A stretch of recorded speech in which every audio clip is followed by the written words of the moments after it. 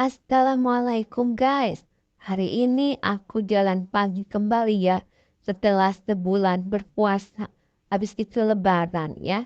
Habis itu mudik. Habis itu pulang lagi mudik ya. Aku tuh capek ya. Jadi nggak keburu buat jalan pagi ya. Apalagi bulan puasa tuh guys. Aduh, lemesnya minta ampun ya. Capeknya ya. Mana harus bangun paling awal ya. Kalau mama ya gitu guys. Bangun paling awal kalau puasa karena harus nyiapin segala masakannya.